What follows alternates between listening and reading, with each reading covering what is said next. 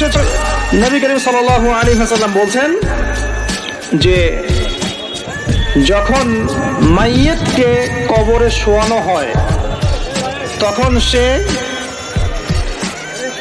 তাকে দাফন করে যাওয়া ব্যক্তিদের হাঁটার খসখস আওয়াজ শুনতে পায়। এরপরে তাকে যখন শুইয়ে দেওয়া হয়, সে যদি মুমিন ব্যক্তি হয় তাহলে তার মাথার দিকে তার সালাত এসে দাঁড়িয়ে যায়। দুনিয়াতে আপনি যে নামাজগুলো পড়েছেন, আমি যে নামাজগুলো পড়ছি, এগুলো মাথার দিকে দাঁড়িয়ে যায়। ডান দিকে চলে আসে তার সওম মানে কি?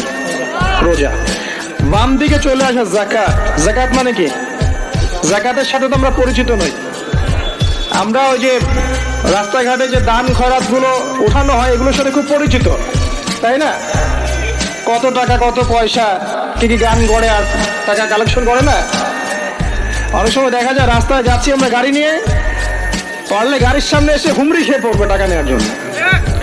এইভাবে টাকা কালেকশন করতে কে শিখিয়েছে ইসলামে? আর আমরা অনেক সময় ছোট ছোট বাচ্চাদেরকে দিয়ে, মাদ্রাসার ছোট ছোট বাচ্চাদেরকে দিয়ে টাকা কালেকশন করাই। এটা ঠিক না। কেন ঠিক না জানেন? ছোটবেলা থেকেই ওর ব্যক্তিত্ব নষ্ট হচ্ছে। এই হাতটা উত্তম না এই হাতটা উত্তম? উপরের হাত উত্তম, নিচের হাত উত্তম? তো ছোটবেলা থেকে সে নিচের হাতে অভ্যস্ত হচ্ছে।